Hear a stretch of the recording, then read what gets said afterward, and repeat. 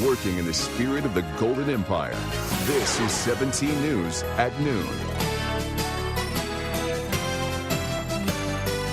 Good afternoon. Thanks for joining us. I'm Maddie Jansen. The former principal accused of killing her husband was back on the witness stand this morning. Leslie Chance is accused of murdering her husband Todd in 2013 over his contact with an old girlfriend and insurance money. 17th Vanessa Dillon was in the courtroom this morning as the prosecution played an audio recording of Chance being notified her husband had been shot. Vanessa joins us now from downtown Bakersfield with more. Vanessa?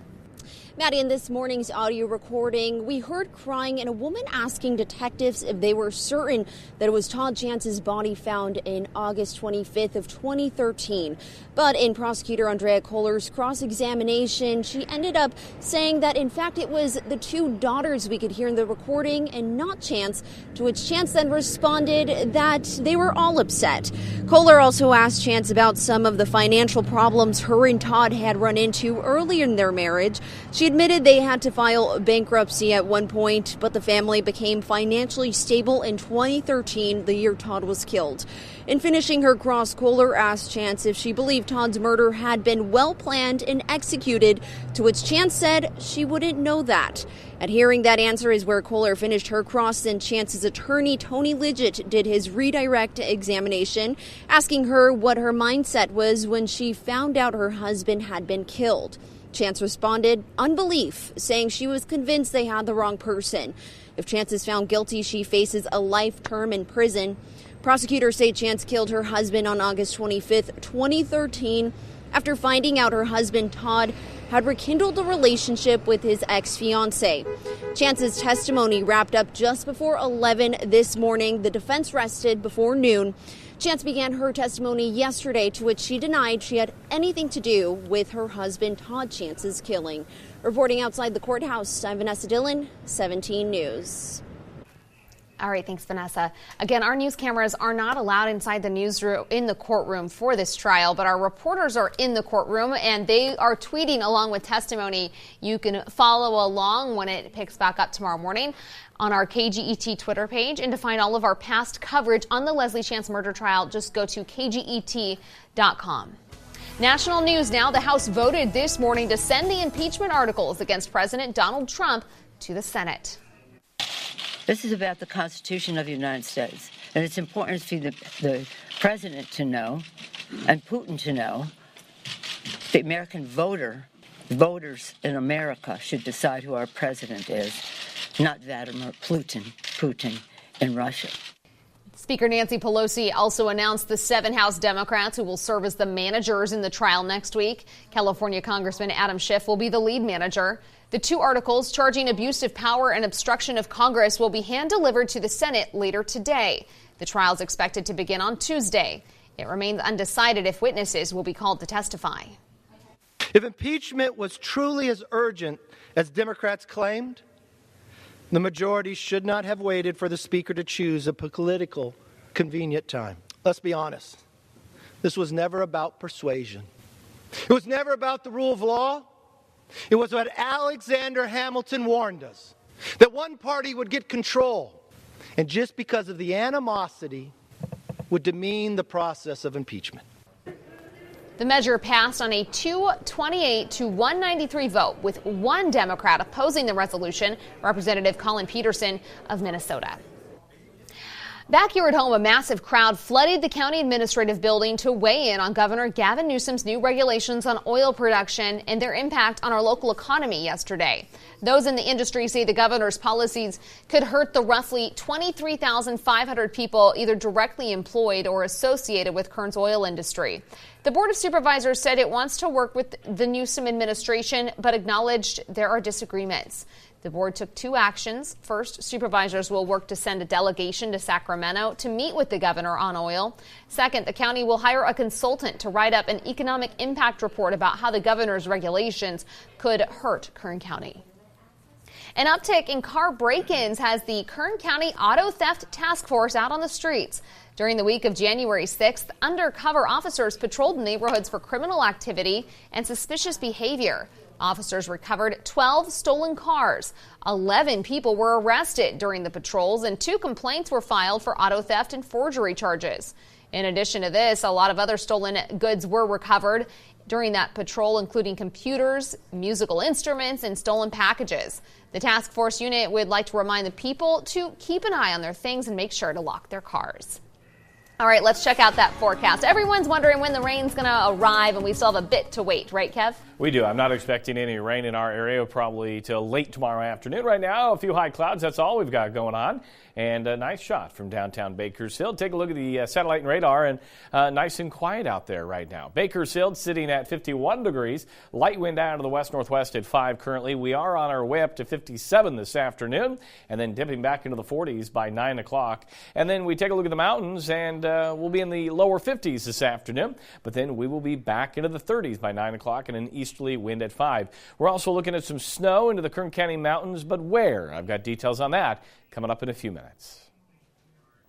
All right, thanks so much, Kevin. An emergency in air and on the ground in Los Angeles. A Delta flight dumped jet fuel over a residential neighborhood yesterday, including several schools and a playground filled with children. We do have the smell of fuel in the area right now. This was the scare in the air and on the ground yesterday. Delta Airlines Flight 89 dumping fuel over communities during an emergency approach back to LAX. Some 60 people, many of them children, suffering from skin irritation and other minor injuries. The Boeing 777 was headed to Shanghai, China, with 164 people aboard. But just after climbing into the sky, a pilot radioed the tower, saying they needed to shut down an engine and declare an emergency. We had taken off, and about 2 or 3 minutes into the air, I heard some really loud pops and felt them too, and it was the right engine kind of blowing out, I think. I looked out the window very quickly and I didn't see anything. The plane leveled off and then started making a turn back towards LAX, so I figured something was up.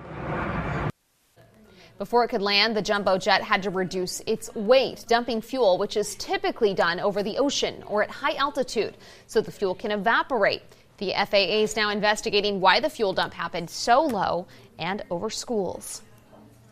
The coroner has identified a man who was shot and killed in McFarland Friday night. It happened near Robertson Avenue at 5th Street. 36-year-old William Joseph Lara was shot and died at the scene. No information on any suspects. Anyone who knows more about this shooting can call McFarland Police at 792-2121. Bakersfield Police still need your help finding a missing teenager. Take a good look. This is London Swanson. He's 16 years old, and his family says he has a mental disorder. He hasn't been seen since 9:30 Monday night on West Home Boulevard, just blocks away from Actis Junior High School. If you see Swanson or know where he is, please call BPD at 327-7111. It's one of the most polluting industries in the world, but you probably don't even realize it. How what's in your closet impacts the environment and how you can calculate your so-called fashion footprint. Plus, many women suffer in silence, and it could lead to PTSD. More on the effects of miscarriage coming up. Back here in your 17 Health Watch this afternoon, women who suffer a pregnancy loss may face an increased risk of PTSD. That's according to new research conducted in the UK. The study tracked over 650 women who had an early miscarriage or ectopic pregnancy. 9 months later, 1 in 6 of the women had symptoms of PTSD. Many said they had intrusive or unwanted thoughts about their miscarriage, and others reported nightmares or flashbacks. A new study suggests women's blood vessels may age faster than men's. Researchers from Cedars-Sinai analyzed several decades of data from nearly 33,000 people and found that women showed signs of elevated blood pressure earlier in life when compared to men, and it continued throughout their lives. The scientists say this may mean that women's blood vessels age at a faster rate than men's. They also say this may be why women develop different types of heart disease at different points in life. The experts say they hope doctors will begin to think differently when it comes to treating women's heart health. And we're coming up on Heart Month, almost here. Halfway through January today and awaiting another storm. Kev? Yeah, not today. A few high clouds all we're seeing. Still a nice shot looking east from downtown Bakersfield from KGET here. Show you some other areas around Kern County and mostly sunny out in Wasco. 52 degrees. Did see a little bit of fog earlier this morning. Arvin at 53 and mostly sunny. Great start to the afternoon. We've got sunny skies up in Frazier Park, lower 50s right now, and Golden Hills looking good as well with 53 degrees. Here's a look at Bakersfield, 51 degrees, currently with a light wind out of the west-northwest at 5 miles per hour. Overnight for us, we were at 35, slightly below the normal of 39. 56 is the normal high today, 79 the record, set back in 1974, and 507 will be your sunset tonight. Here's a look at temperatures, lower 50s all around, even out in the desert right now with Mojave at 50, and nothing on the satellite and radar except a few high clouds. And if you're heading over the Grapevine, I-5 at Frazier Mountain Road, you can see we've got blue skies and very little traffic out that way. Here's a look at what is to come, though. Our next system is starting to make a move and will arrive into Kern County by tomorrow afternoon. We're still looking at a time frame of about 4 o'clock when we'll start to see this rain move into the area. It'll start out as rain, and then late Thursday night into early Friday morning is our best shot to see some of that snow fall into the Kern County mountain locations and possibly along the passes for the 58 and I-5 over the Grapevine. Snow levels are going to be right on that edge, so we're going to be watching it carefully. And here's a look at our Futurecast model, and you can see the heaviest of the snow will be into the Kern River Valley at the higher elevations, not Lake Isabella itself, and then also the higher elevations out near Tehachapi and also Frazier Park and Pine Mountain Club. So how much rain? We are sticking to about a tenth to a quarter of an inch in most valley locations, between a quarter and a half an inch of rain into the mountains, and we could pick up 1 to 2 inches at pass level in the early morning hours on Friday, and 4 to 8 inches in some higher elevations into the Kern River Valley. So here's a look at the winter storm warning for 10 a.m. Thursday through 4 a.m. on Friday. 4 to 8 inches at the 4,000 to 6,000 foot level, and we could pick up over a foot between 5,000 and 6,000 feet. So areas into the Kern River Valley near Alta Sierra is going to get some snow. But I wanted to show you the elevations in Kernville. They sit at 3,100 feet and Lake Isabella at 2,582. So Lake Isabella, Kernville, not expecting snow with this system, but you will get the rain. Air quality will be moderate with an AQI at 57. No burning unless you are registered. Today, we'll call for mostly sunny skies, 57 in Bakersfield, along with McFarland, Delano, 55 in Taft. For the mountains in the Kern River Valley, 54 in Frazier Park. We're looking at some 50s out of Tehachapi, near 60 into the Kern River Valley with an easterly wind 5 to 10. And then for the desert, an east wind 5 to 10 and 53 in Mojave. Your extended forecast tomorrow, there it is, chance of rain. Could linger into the early morning on Friday, and then the clouds will hang around. And for the weekend, we may see some morning fog and then clouds throughout the afternoon. And temperatures will be in the 50s to lower 60s. For the mountains, there you have it, a chance of rain and snow showers for Thursday. Breezy on your Friday, some clouds Saturday, Sunday, and Monday. Temperatures will rebound back to the 50s by the end of the weekend. And then for the Kern River Valley, we go from the 50s today. Your coolest day will come on Friday with a high of only 49, and then back into the 60s by the weekend. So Saturday, Sunday, Monday, we'll have some clouds sticking around as well. So the time frame, I know everybody's wondering, when will the rain arrive? Again, if you didn't hear me correctly, we're also eager. Probably right around 4 o'clock tomorrow afternoon, lingering into Friday morning. But then warming up. And then warming up. Yeah, we rebound. Kind of spring-like. Yeah. All right, thanks, Kev. Yep. Nissan recalling hundreds of thousands of vehicles. We'll tell you why and how to know if your ride is affected. Your 17 Business Watch is after the break. KGET Business Watch is brought to you by Grapevine MSP Technology Services, the Valley's leading IT service provider.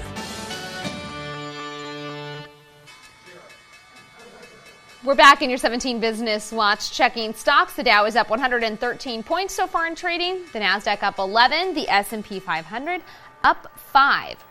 Meantime, checking oil prices while we're at it. West Texas Intermediate falling today to $57.94 a barrel. And Midway Sunset started the day at $60.98 a barrel. A preliminary trade deal between the U.S. and China was signed by President Trump and Chinese leaders today. The $200 billion deal includes a pledge to purchase nearly $78 billion in U.S. manufactured goods like cars, aircraft, and farm machinery, plus more than $50 billion in U.S. oil and gas purchases. The deal also includes increased protections for U.S. intellectual property. Congressman Kevin McCarthy tweeted about the deal this morning saying, quote, China has taken advantage of the U.S. for years. President Trump stood up for Americans and fought for the fairness our workers deserve. Nissan's recalling 346,000 vehicles, are all part of that massive Takata airbag recall. It covers certain 2001 through 2003 Maximas, 2002 through 2006 Sentras, 2002 through 2004 Pathfinders, and 2007 through 2011 Versas. Several Infiniti models are also included. The Nissan front passenger inflators are among 10 million from 14 different automakers that Takata's recalling. It's the final recall Takata agreed to in a 2015 settlement with U.S. safety regulators. Target reports lackluster holiday sales season, and it was expected to be a bright spot for retail. Target said same-store sales during November and December were up just 1.4%, compared with growth of 5.7% a year earlier. Target said it found strength in apparel and beauty, but saw slumps in key holiday categories like electronics, toys, and parts of its home business. A new report analyzing American spending habits is out. Creditcards.com looked at data from the Bureau of Labor Statistics and broke down the average yearly spending on food at home, food away from home, gas, and public transportation. Americans spend just under $8,000 a year on food. Creditcards.com says to take advantage of specific credit cards for cash back rewards. They say Capital One's Saver card gives you 4% cash back at restaurants and 2% back at grocery stores. Or the American Express Blue Cash Preferred Card, which offers 6% cash back on up to $6,000 of annual grocery spending. 2020 starts off with a bang for mortgage business. Total mortgage applications surged more than 30% last week, according to the Mortgage Bankers Association. It was driven mostly by applications to refinance, which soared 43% on the week. Homebuyers also rushed in, sending purchase application volume up 16% for the week. Purchase mortgage activity hit the highest level since October 2009. A fashion footprint calculator that can help you determine your closet's environmental impact. It's from ThredUp, an e-consignment platform. The average consumer contributes about 1,620 pounds of carbon dioxide per year. The fashion footprint calculator will ask you a series of questions like how often do you buy clothes, your laundry habits, whether you repair clothes or just toss them. It will then calculate the carbon footprint of your closet and give you tips on how to reduce it. Fashion's one of the most polluting industries in the world, and ThredUp discovered that while 92% of women want to shop more sustainably, 2 out of every 3 women say they have no idea how to lower their fashion footprint. Democrats take the stage for the first debate of the new year. Why the timing is so significant, coming up. We're back. 17 News is your local election headquarters. 6 candidates faced off in last night's final debate before the Iowa caucuses. And a lot of attention's on what didn't happen at the end of the evening between Elizabeth Warren and Bernie Sanders. NBC's Kristen Welker has more on that. Republican. It's the he said, she said that sparked fireworks in Iowa overnight. The rare progressive family feud coming after Senator Elizabeth Warren confirmed reports that during a private conversation with Senator Bernie Sanders in 2018, he told her a woman could not beat President Trump, a claim Sanders firmly denied. Well, as a matter of fact, I didn't say it. And I don't want to waste a whole lot of time on this because this is what Donald Trump and maybe some of the media want. Anybody knows me, knows that it's incomprehensible that I would think that a woman could not be president of the United States. But Warren stood by her claim. What did you think when Senator Sanders told you a woman could not win the election? I disagreed. Bernie is my friend, and I am not here to try to fight with Bernie. So, can a woman beat Donald Trump? Look at the men on this stage. Collectively, they have lost 10 elections. The only people on this stage who have won every single election that they've been in are the women, Amy and me. Sanders pushing back. Hillary Clinton got 3 million votes, more votes than Trump. So who believes that a woman can't win? Of course a woman can win. Amy Klobuchar trying to capitalize on the moment. And when you look at what I have done, I have won every race, every place, every time. Sanders, who has been rising in Iowa's polls in recent weeks, also taking on the national frontrunner, hitting former Vice President Joe Biden for his 2002 vote to authorize the Iraq War, which Sanders voted against. I did everything I could to prevent that war. Joe saw it differently. While Biden again called his vote for the war in Iraq a mistake, he emphasized his work to draw down troops there during the Obama administration. I was asked to bring 156,000 troops home from that war, which I did. I led that effort. Still, the issue that loomed largest, electability. Biden pressed, is he strong enough to face off against President Trump? I've been the object of his affection now more than anybody else in this state. I've taken all the hits he can deliver, and I'm getting better in the polls. Mayor Pete Buttigieg asked why he is still failing to resonate with African-American voters. The black voters who know me best are supporting me. It's why I have the most support in South Bend. And as the debate wrapped up, this awkward exchange going viral. Warren appearing to reject Sanders' offer of a handshake and instead engaging in a short but seemingly intense conversation. That was Kristen Welker reporting. And we'll be right back after this. Well, the ticket designs for the Tokyo 2020 Games were unveiled today as the second wave of ticket sales for the Paralympics began. Organizers said that simple ticket designs feature the pictograms of each individual event and come in one of 4 colors inspired by the creation of fabrics for kimono, Japanese traditional formal wear. The colors red, blue, purple, and green represent each of Japan's 4 seasons. Tickets for the Olympics have been on sale since May 2019, and organizers said today that almost 4.5 million had been sold so far. Organizers are still unclear on how many tickets are still available, but in Tokyo 2020's bid to host the Olympics, they detailed that 7.8 million would be available for the Summer Games.